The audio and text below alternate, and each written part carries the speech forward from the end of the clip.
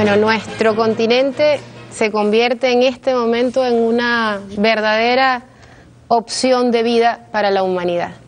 No solamente desde lo que es la experiencia de la reivindicación de la Pachamama, de la naturaleza, de sentirnos como parte de la naturaleza, de sentir la madre, como decíamos, en medio de una crisis climática, crisis energética, un modelo que no da posibilidades de vida, ya que de alguna manera es un modelo destructivo, autodestructivo, es un modelo suicida, el modelo capitalista, y ante eso la posibilidad del pensamiento que nos integra, que nos hace parte de la tierra, pareciera ser una de nuestras principales banderas. Pero como decía el presidente, otro elemento fundamental, y lo decías tú, Iraida, es el tema de la experiencia, y sobre todo en este pedazo de tierra también, de vivir en comunidad, de entender la igualdad como un fundamento de la vida en sociedad. Eso es una propuesta originaria, eso hace que nuestro socialismo no se parezca a ningún otro. Yo diría que sí, es difícil. Fíjate, cuando uno, Mario y yo siempre lo comentamos, cuando uno va a Colombia, hoy día, al país Colombia, y sobre todo a su capital, a Bogotá, o va a Ciudad de México, y uno entra en contacto con los sectores populares, uno le nota la actitud de obediencia y de cierta sumisión que tienen esos sectores, en gran medida. Yo no digo que eso es no es general para todo el mundo, pero tú lo notas. Mientras que nosotros no. Aquí yo veo los aló presidente y veo como la gente enseguida le dice, pero mira Chávez, tú sabes, y de repente le dice usted. O sea, eso de que en un lado tengan todavía ciertos elementos que son productos de la desigualdad en que han vivido esos pueblos de manera milenaria, mientras que nosotros no lo tenemos, yo creo que eso hace una gran diferencia.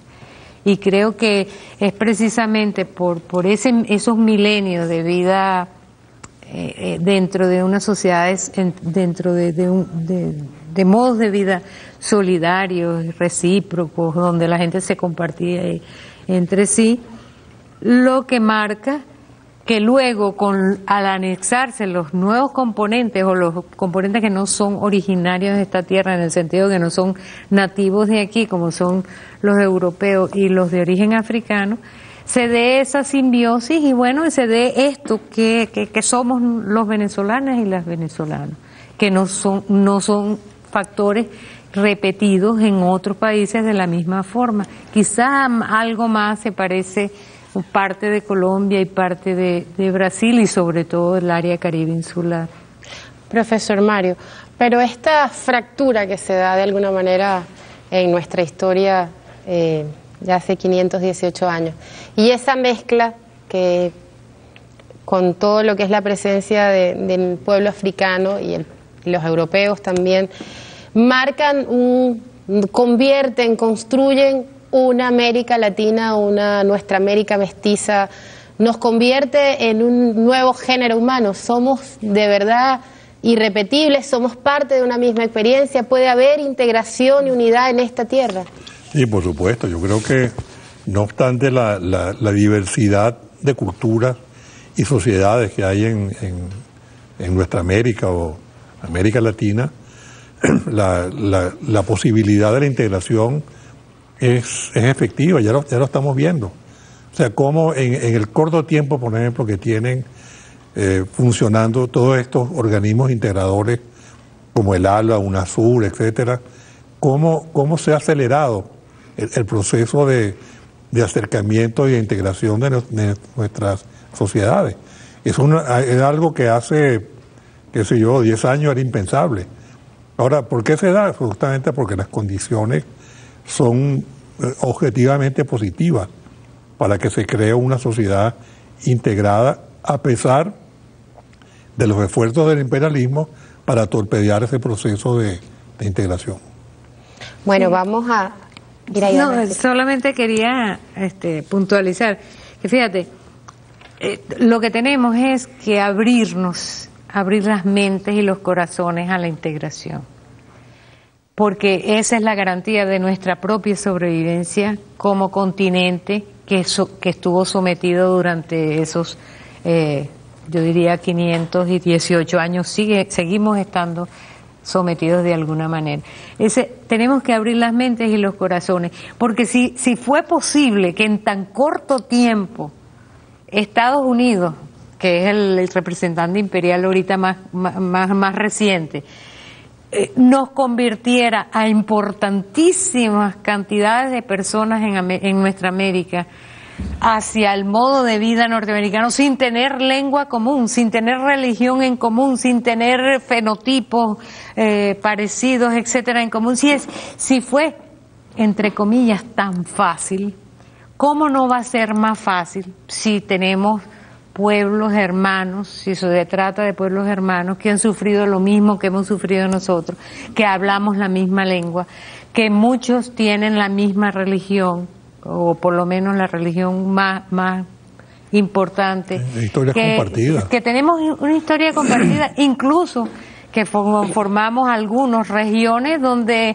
prácticamente uno no sabe si está hablando con un colombiano o con un venezolano, o está hablando con un dominicano o con un venezolano o un nicaragüense, etcétera.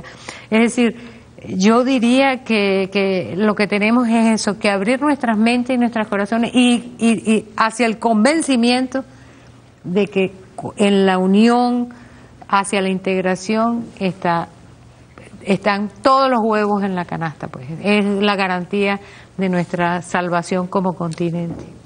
Bueno, vamos a despedir este segmento con un testimonio de Adelaida García, una hermana cariña. Un territorio autóctono, un territorio lleno de muchas cosas bonitas, de muchas cosas bellas, hermosas. La naturaleza de nuestro territorio es inmensa, y bajo esa inmensidad es que nosotros los indígenas nos sentimos felices, nos sentimos libres como los pájaros. Nuestros antepasados, nuestros abuelitos hablaban el idioma, pero que en algún tiempo se perdió, y hoy estamos pues en ese proceso de revitalización. Desde la escuela estamos haciendo ese trabajo con la comunidad, con la familia. Todo eso es parte de nuestra cultura, de nuestro convivir. La lucha de nuestra continúa. Hoy estamos nosotros, mañana van a estar otros, y así sucesivamente. Por eso es que nuestro territorio no puede desaparecer, porque nuestro territorio lo conservamos para los futuros, como lo conservaron nuestros antepasados, como el gran cacique Guaycaipuro, que es uno de nuestros ancestros más respetables. Ese es el máximo líder, pues, de todas esas cosas en las que nosotros creemos como Cariña. Oíamos a nuestra ministra Anicia Maldonado, y es importante ese momento, el proceso constituyente. Por primera vez nuestros hermanos indígenas considerados ciudadanos de derecho, ¿no? Hablábamos de alguna manera de cómo esta historia que se ha construido, que nos hace sentir parte de un mismo pueblo, que nos permite plantearnos la posibilidad de integración, tiene sus bemoles, ¿no? Por lo que es el modelo cultural dominante, por los mecanismos de alienación. Y hace 200 años logramos una independencia que, a pesar de lo extraordinaria de la gesta heroica, de que nuestro libertador cambió de alguna manera la visión del mundo. Por primera vez un proceso de independencia que además se planteaba la igualdad, los derechos, un mundo nuevo. Y ese proceso fue derrotado no por el español. El Imperio Español fue derrotado por el ejército libertador, por la lucha de nuestros pueblos, pero fue derrotado por la traición. Y yo creo que es importante ver eso. Los procesos de integración tienen un enemigo que aquí se define, lo hemos definido en esta última campaña como los quinta columna, ¿no? Pero es un enemigo que ha sido permanente, y de alguna manera Bolívar se lo encuentra en ese proceso de independencia cuando tiene que hacer el decreto de guerra-muerte. Había un conjunto de nacidos en esta tierra que para nada se sentían venezolanos, y tuvo que decir que los venezolanos contaban con la vida aún siendo culpables para reivindicar que por alguna razón se sintieran venezolanos, se sintieran americanos. Es decir, ¿qué pasa cuando a pesar de que se va el español, queda aún la mente, la cabeza colonizada? ¿Cómo hacer con eso? Pero mira, a mí me parece que una de las cosas terribles de la época post independencia fue precisamente la traición que hicieron las oligarquías, y particularmente la oligarquía venezolana, de los ideales de la independencia. Sí, ellos se contentaron con que España fuera derrotada, porque el interés de ellos no solamente era derrotar a España, sino quedarse ellas con el poder, lo cual hicieron.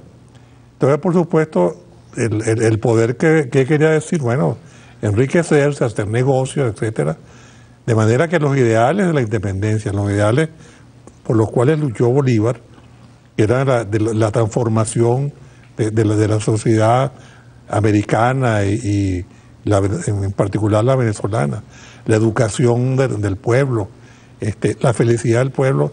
Eso a ellos les importaba muy poco, porque lo que ellos buscaban era precisamente el beneficio personal.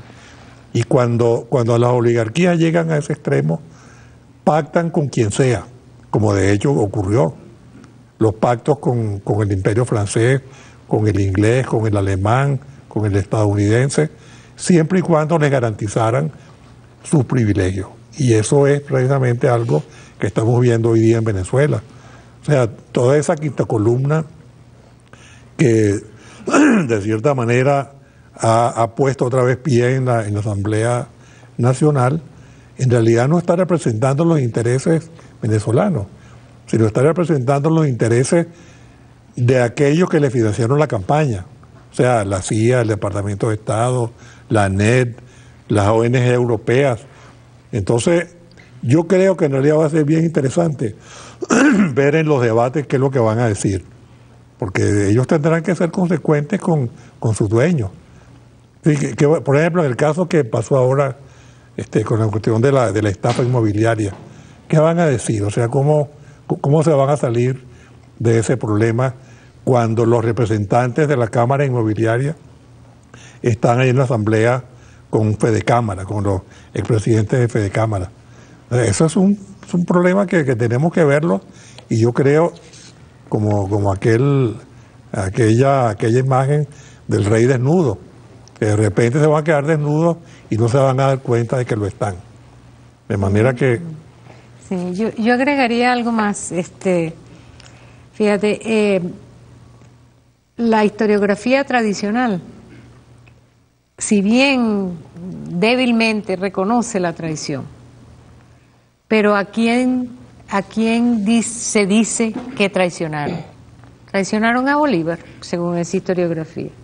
¿Pero el pueblo qué? Nadie menciona, o muy poco mencionan, o no mencionan para nada, omiten totalmente, que la traición se le hicieron al pueblo, no solamente venezolano, sino al pueblo gran colombiano, a los miles de hombres y mujeres que fueron a luchar para liberar a Colombia, para liberar a Ecuador, para liberar a Perú, a Bolivia y obviamente a Venezuela.